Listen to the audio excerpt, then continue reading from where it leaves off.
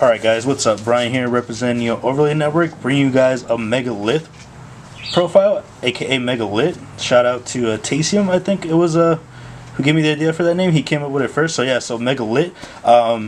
It's awesome little ritual deck, rock based / earth attribute. I remember it was like the hot piece of ass for like a week or like 2 weeks, maybe a month, when SEMA was covering it. It had like a top because Block Dragon. Obviously Block Dragon's gone, and then it kind of like fell off. I think that's what kind of made people want to drop it, which is fine. I mean, Block Dragon was broken. I wasn't personally running it at that point. I was kind of waiting for it to get banned so then I could pick up the deck, and then yeah. And it went through some changes, but then at the end of the day, it's like a Megalith Dryton type of variant now, where you're getting the most bang for your buck, I guess. You can pick up some cheap Dryton stuff and make it more competitive. But if you want to keep it like Megalith based and you're on a budget, I'm going to show you a way where you guys can put certain engines to obviously make it competitive. This is a 50 card deck. This is for online play mostly. I want to stress again, like for online play, this is what I'm running online, because obviously our locals are closed here in Cali. I mean, you can do remote duels, but me and Santos don't really have time for that, and there's no really incentive for us to do it. So this is just the way I'm showing you how I run it, my personal preference. It's a lot of sauce. It has some engines in there, but at the end of the day, it has some win cons, and it can definitely be very powerful. And since a lot of stuff's been getting reprints like the Nightmares, and a lot of this stuff is cheap, it's very budget. So I think under $100, if not $100, you could probably make this deck, depending how much you want to spend. But I'm going to show you some options too, what you can take out and what you want to run instead if you don't want to run that or this. And if you do want to run hand traps, because this variant does not have hand traps, but I rambled on long enough, let's get on into it. We're going to start off with the level 4 Megalith Ophiel, probably one of the better ones. It's not the best one, but I'd say it's one of the better ones, just because, okay, all the Megalith level 4 ones have the same effect, where it's not a hard once per turn. The first effect of when you ritual summon search, that's not a hard once per turn. The only thing that is a hard once per turn is their effect of, you can use their effect to ritual summon a monster from your hand. So you can only use that once per turn. So you have to use them along with another monster in your hand on the field to ritual summon the monster. That's the hard once per turn part. But the search power is like not hard once per turn. So you could play through an Ash. That's not going to do anything. But if they have Droll, it's obviously going to be a killer. But this is still very good because level 4, 25k booty, very big. Can be hard to get beat over, but there are ways to remove it nonetheless in this format because we are running a lot of traps. But it's still very good, and you go on to maximize it at 3, along with Mr. Haggith. Megalith Haggith, again, same thing. Level 4s, they're not a hard once per turn, where you can search out what you want. Megalith Haggith lets you search out a Megalith spell or trap card from your deck to your hand. It's not a hard once per turn, but the hard once per turn, like I said, is the ritual summoning effect of using them to ritual summon. So yeah, 26k booty, pretty big. And then probably the best one in my opinion in terms of level 4s. If they get more ritual support, it'd be great, but who knows, honestly. For the time being, we have to work with what we have. Now we're going to get into the level 8s. I'm running 2 Megalith Eritron. Some people run it 1, some people run it 3. It's really personal preference. I feel like with Yu-Gi-Oh! In general, it's a game of personal preference, but with Rituals, more so than ever, it's really does come down to your preference, because with Rituals, you gotta have to think a little bit, which is what I enjoy. It makes you think, it makes you use that part of your brain. So you're going to be able to learn not only as you're playing it, but also through your misplays too. And then, since DD Crow is very relevant right now, things like that, Shark Canning with Sky Striker, if they do remove this one, the only one you have, it's going to suck. It's going to reduce your grind game. But so I run 2, and then 3 can get cloggy. Unless you want to run trade-in because they are level 8s and they are searchable, you can go for that, but I'm not choosing to do that. I just want to go for more bang for my buck. But then that's why I'm choosing to run 2 Eritron. But now that I've rambled long enough about that, I'm going to start off with Eritron's effect. Eritron's effect is a quick effect that you can, during the main phase, just during any main phase, so you can chain this to anything pretty much. It's just ridiculous how it helps you chain block so you don't get striked or ashed sometimes. So you can, quick effect, discard him to, during the main phase, ritual summon a Megalith monster from your hand by tribute monsters from your hand or field. So you can pitch him to ritual summon any of your level 4s or any of your other Megalith monsters, your Haggith, your your Ophiel. So he's very powerful like that. Quick effect, level 8 is what he offers in terms of ritual summoning mechanic. So instead of using ritual spells, you use the Megalith to ritual summon again. That's the whole gimmick behind the Megalith monsters. So you really want to be able to kind of memorize this and get a good, comfortable flow with it. And then, since Megalith Eritron is also a level 8, he not only offers like, I guess, rank 8 plays, he also offers protection because when your opponent activates a card effect that targets a card you control, you can place one ritual monster from your graveyard to the bottom of the deck and negate the activation and destroy the card. And it can even be himself. You can only use that effect once per turn, but he does offer targeted protection for any card you control. It's not limited to spells or trap. It just offers great protection, and some people do sleep on it. And it can come in handy, to say the least. Enough of that. We're going to get into Megalith Bethor. Bethor, he's pretty much your, I guess, you're kind of your Regeki, but more so kind of your Regeki break, because he lets you destroy cards on the field equal to the number of ritual monsters in your graveyard. So if you have 6, you can pop 6 cards. If you have 4, you can pop 4 cards. So during the end phase, when your opponent wants to set cards, and if you can ritual summon, it's pretty saucy, and you can pop up to 2 to 6 cards if you have the right setup. And then he has the same effect as Eritron. Both the level 8s, all the level 8 Megaliths have the effect where you can pitch them to ritual summon a Megalith monster. That's their effect. So pretty good, not bad at all. But the fact that you have to pitch them does kind of suck. So yeah, I wish you could just tribute them and then, like, you know, do some cool shenanigans like that, but it'd be too broken. But yeah, that's pretty much what he does. He just lets you pop cards in the field up to the number of ritual monsters in your graveyard, and then lets you ritual summon another Megalith monster. Now we're gonna get into probably one that people might say, why are you running 2? But I figured out through enough running online, you only want to see that 2 is Megalith Full. We run 2 Megalith Full, which is the level 2 Megalith. This card is just insane. I mean, what can I say? When you ritual summon this card, you can target one ritual monster in your graveyard. It can become that monster's level, and then not only that, but add it back to your hand. And it lets you quick effect during the main phase. Just during the main phase, ritual summon a Megalith monster from your hand or deck. Unfortunately, it's Megalith. If it was any ritual monster, it'd be even more broken. But hey, this is like one of the ones that is hard once per turn. It kind of does suck, but we still try to use the most. We still try to use the most we can, because the fact that you can just ritual summon any of these guys, whether it be Bethor, whether it be Haggith, whether it be Uch, it really is just insane that you can just ritual summon your opponent's turn, just taking the ritual mechanic to another level. I know they haven't been getting enough love. God knows they haven't been getting enough love, but it's nice to see that Konami is trying to make an effort to make this deck as good as it can, and it's just a great level 2 card. I mean, you really don't want to see it in hand. It doesn't really offer anything in hand. More so, you want to ritual summon it out of the deck, using Megalith Unformed, the quick play ritual spell that you have. So, I mean, if you want to run it at 3, go ahead. At that point, you might have to bump up Bethor to 3, or Eritron. Really does depend on what you're trying to do with your deck build. But I run it at 2 because it's okay in hand. Now, Uch, on the other hand, is okay, but better in hand. I would say a little bit better than Full in hand, because Uch is one of the Megalith cards that during the main that lets you ritual summon any monster during the main phase. So you have to get him on the board for you to use his effect. And when you do ritual summon, he lets you draw a card and discard a card. But since you can recycle a lot of your stuff here, that discard can kind of be like whatever. So you're not really negging in any cases. But the fact that he's level 4, that you can ritual summon with any of your other level 4s, is just pretty broken. So you can use Haggith to ritual summon Uch, and then effect, if you have Portal on the field, to just recycle back the Haggith that you ritual summoned with into hand, and then ritual summon again with Haggith to search out whatever else you want, another spell, another trap, whatever it be. But Uch is really good because he's level 4, because he lets you bring out your Chaos Match, which is your Azathoth, on your opponent's turn, or your Bethor. It doesn't really matter. It really depends on the setup that you want to do. You can go Uch, bring out Bethor, or you can go Uch to bring out your Azathoth, or you can bring out Uch to bring out Nekroz Unicorn. And then for the last Megalith, we run 1 Megalith Phaleg.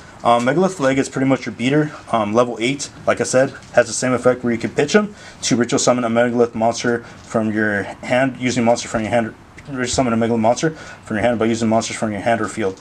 And he is the big beat stick, because he lets your monsters you control, when he's ritual summoned, gain 300 attack and defense for each ritual monster in your graveyard. So he's the one that helps you push for game, helping you not even sometimes use your extra deck if the occasion does arise. And he just gets everybody really big to just insane numbers. I mean, really hard not to like it. I'm going to keep continuing with the Megalith cards because I feel it's just necessary. We run 1 Megalith Emergence because it is searchable thanks to Haggith. And then Megalith Emergence helps you really grind out games, because you can target, when you activate this card, you can use it during your opponent's turn, and then also I think during your turn you can activate it to target. You can special summon one Megalith monster in your graveyard in defense position, but then place it on the bottom deck when it leaves the field. So helping you just keep grinding and recycling your resources, which is pretty insane, and helping you just make those games where you helping you reduce the clock or spend that clock too if you're going to locals. But I don't know why some people don't run it, but it's a really good card. I really want to bump it up to 2, but it's already at 50, so there's that. And then we run one Megalith Portal, broken card. The first time each ritual monster will be destroyed by battle, it's not. I wish it was also card effect, but it's not. So you kind of have to take the protection of battle by once per turn. So it's not bad. It helps you kind of stay alive in some cases. And if they can't out this, it's going to be a really bad card for them to deal with. And then not only that, when a Megalith monster is special summon, it could be through ritual, it could be through emergence. You can target one ritual monster in your graveyard, add it to your hand. So you can be recycling your Haggith, your Eritron, your Benten, your Unicorn back into your hand every time you special summon a Megalith monster, which helps the grind game become much more fun and easier for you. Then we run 3 Megalith Unformed, the quick play ritual spell that is just insane, which lets you special summon one. It has 2 effects. The first one is you can only activate one of these effects. You can't use both. I wish you could use both, but it's only one. So the first effect is all monsters, you can activate the first one, which says all monsters your opponent controls lose 500 attack for each ritual monster on the field. Not something I really use, but it can come up in some scenarios, making it not dead in hand if you have the right graveyard setup or the right board. If you have the right board setup. But I mostly use the second effect, which is really nice. It lets you ritual summon in one Megalith monster from your deck by attributing monsters from your hand or field whose total level equal exactly twice its level. So, in other words, if you want to bring out your Megalith full, which is the play I go for with this card, you're going to have to tribute exactly a level 4 monster, whether it be from your hand or field. So it could be Ooch, it could be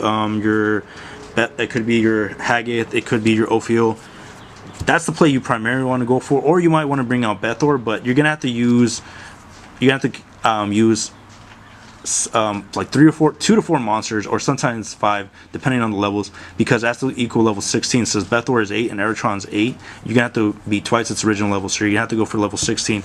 Not something you really want to do with this card. You mostly want to use it to bring out full or Haggith, because Haggith lets you search out other stuff which helps the grind game kind of continue, or Ophiel. It really depends on the situation, which makes Ritual decks really fun, I guess. It makes you think. And then for the boss monster, I guess you could say, of this deck, you have Magician of Black Chaos Max. He's your Azathoth. When you ritual summon him, your opponent, when this card is ritual summon, your opponent cannot activate monster effects this turn. And also, when this card destroys an opponent's monster from a battle, you can target one spell card in your graveyard, add it to your hand. So helping you recycle your pre-prep, your ritual incantation ritual spell, or even your portal. It's just really good card.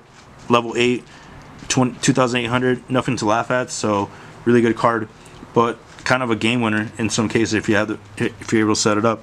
Now for the consistency cards, we're going to go into pre-preparation of rites. Pre-preparation of rites lets you add one level 7 or lower ritual monster from deck to your hand. So lets you search out your Benten, lets you search out your Chalice Slime. It really, and even your Necroz Unicorn or any of your lower level Megalith monsters, your Full, your Haggith, your Ophiel. So the fact that it's at 3 is really nice, so Ritual has some consistency. Hopefully it doesn't get hit anytime soon. So definitely feel free to use it and use it. And then on top of that, you can also add one Ritual spell from your graveyard to your hand. So you're able to recycle your Impantation exception from your graveyard to your hand without paying cost sometimes, which is always nice. Now for more consistency, we run 3 Cyber Angel Benten, because you really got to abuse her right now because Dryton is really making use of her. But not only that, she lets you search out your Vanity's Ruler and your Manju of the 10,000 hands, I want to say. Yes, lets you search out your Manju of 10,000 hands, and she lets you search out herself if you want to keep abusing her even more. So not a hard once per turn, so make sure to use it. And then obviously you got to pair it with Vanity's Ruler, and you got to pair it with the Manju, because the Manju is pretty much the consistency bread and butter. You run 3, and Benten lets you search out all these guys. So the chances of you opening up with the Vanity Ruler are slim, but they do happen, so there is that. And then for more consistency, we run 1 Impantation Challenge Slime, letting you ritual summon out any of your Impantation monsters. And the only one you really don't want to open up is probably Incantation Candle, because you only have 1 ritual spell, which is the Inception of the Incantation. So anything else, when you bring up Pencil Plume or Talon's Banjo, you're going to be plussing in those cases, and you're not really going to be paying the 2,500 cost, because you're going to be ritual summoning a lot. But not only that, I mean, the last effect, it can't come up, very cheeky, very niche, is the last effect of Child Sign, which people forget, is lets you send 1 incantation from your hand or field to target one monster your opponent controls, destroy it. So that's a hard once per turn, unfortunately, but you can still ritual summon it out with Ooch, or you can ritual summon it out with Haggith or Ophiel, and helping you get rid of some problem cards if they don't have target protection. So very nice. And the fact that you can always recycle it with where's it at, with Portal. The fact that you can always recycle with Portal is pretty insane.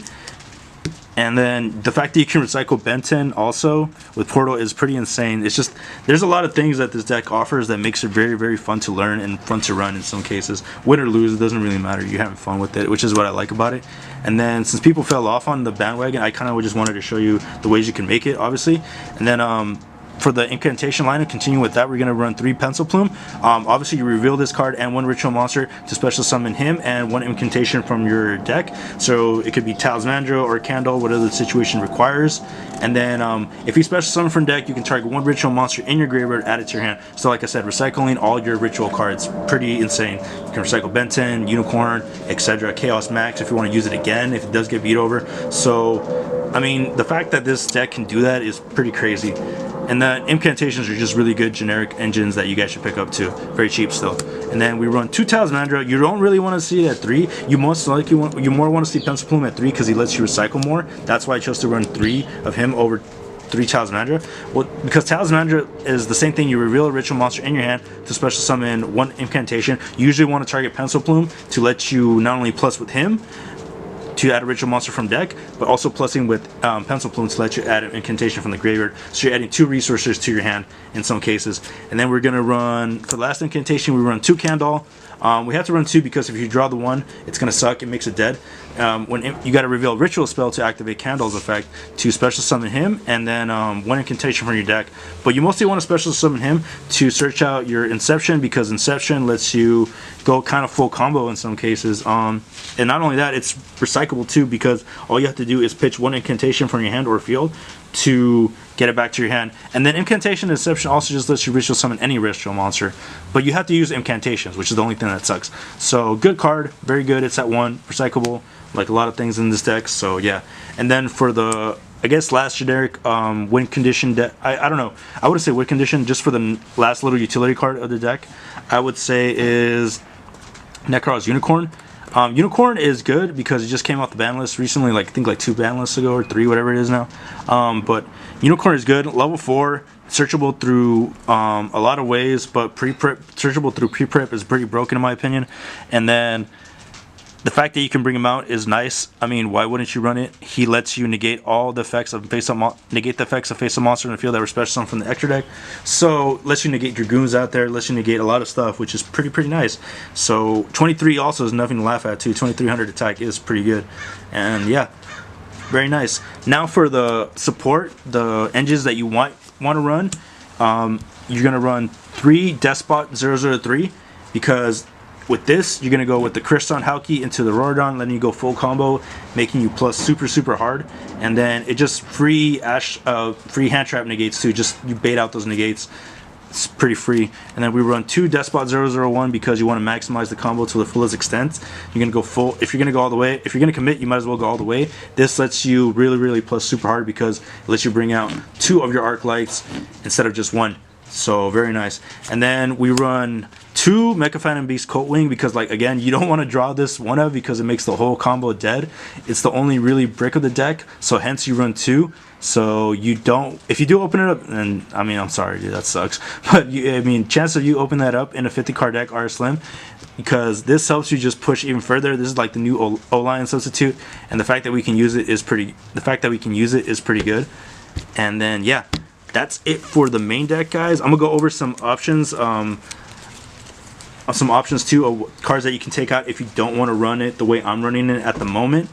But that's how I'm choosing to run it online. Obviously, there's cards you can take out. It's at 50 to make it smaller. But yeah, we're gonna get into the extra deck. We run 1 Nightmare Phoenix, 1 Nightmare Unicorn. Thanks to the reprints and Genesis Impact, these are much cheaper, so get your hands on it. I'm glad they're rares now. I only had my ultras. 1 Cross Sheep. I mean, Cross Sheep is just insane in this deck. We can use 3 out of the 4 effects that Cross Sheep offers.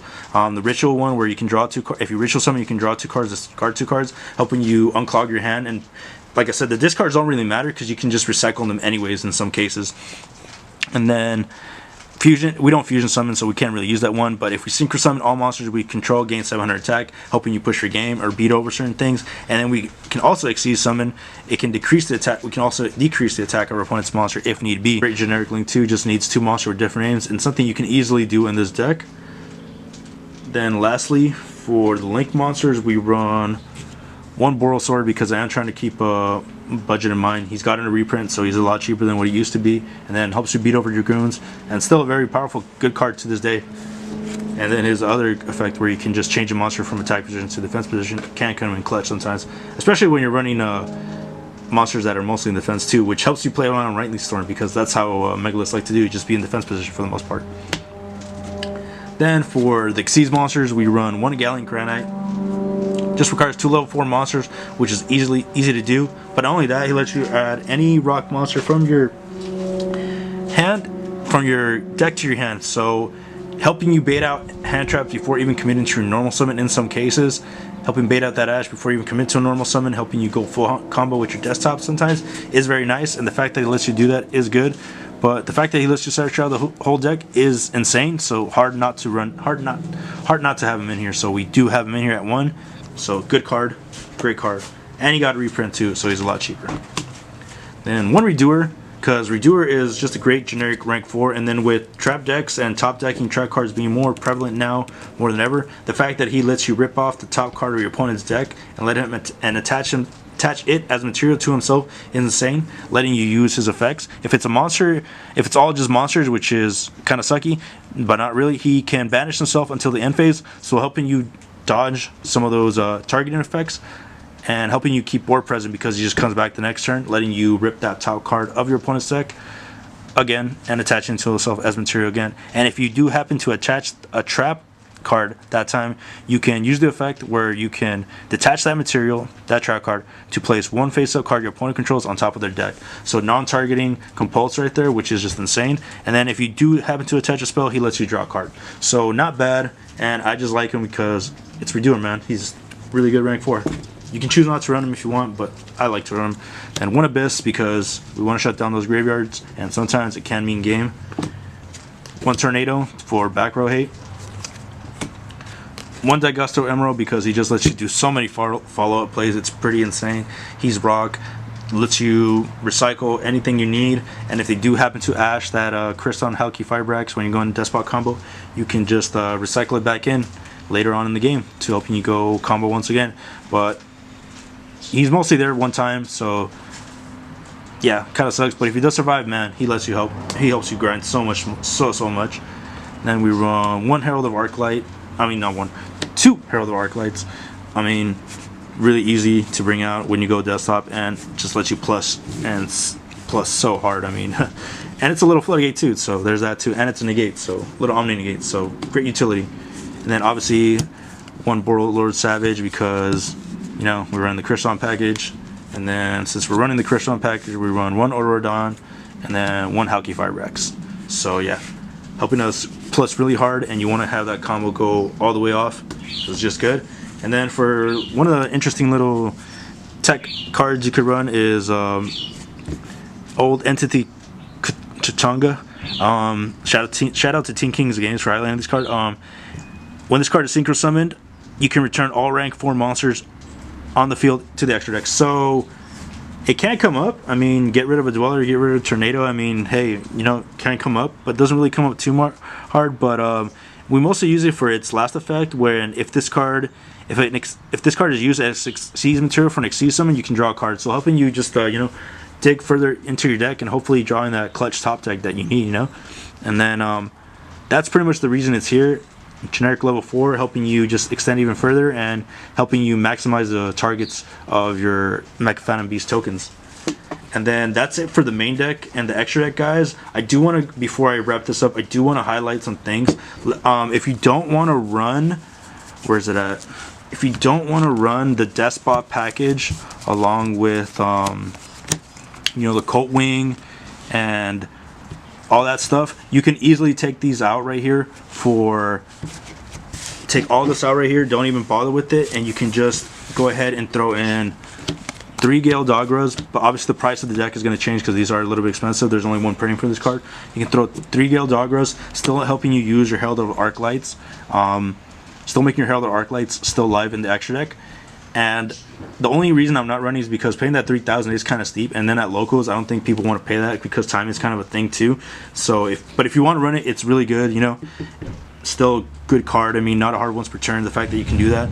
And then on top of that, to replace the other cards of the Deskbot package, you can run the Psy-Frame Gear Gamma / Driver package, because I mean, to play around the Ash, to play against the Ash, free cross sheet material right there, and then really good, and then just powerful card to say the least. And then obviously if you're not going to be running those cards, the extra deck is going to change, so you're going to be running 1 double or nothing, because at that point if you're throwing this package in and taking out the Deskbot package, so if all this right here, Deskbots, the Mecha Phantoms are going out, you're going to be changing up the extra deck also. So we're running double or nothing, so I guess you guys know where I'm going with this. So if you're going to be running this instead of the Deskbot package to make some changes to it, you're going to be taking out Unicorn also along with the Deskbot package to make room for the double or nothing, so it's still at 50. You're going to be throwing into the extra deck, you're going to be throwing in Lambda. He's probably the most expensive one, but like I said, if you don't want to run Cryston, you are going to be paying for other cards too, so just keep that in mind. I'd still try to keep a budget in mind. You are running Lambda,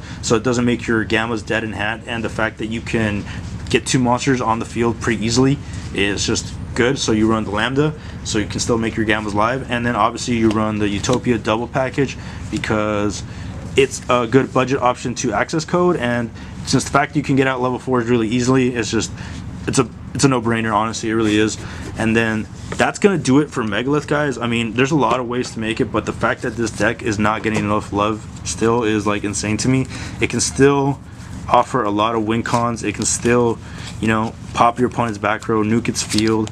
It can still do a lot of interesting stuff. I mean, you got the Vanity's ruler stuff, you still got the Cryston package. I mean, this deck is not going to go away at all. I mean, it's just a matter of you really liking rituals or not, and if you really like the deck or not. But that's going to do it for me, guys, and that's pretty much it. You know, let me know what you guys think of Megaliths, guys. I mean, are you guys running it? What would you guys change? And yeah, that's right about it. Brian Winneal, Overlay Network, signing out.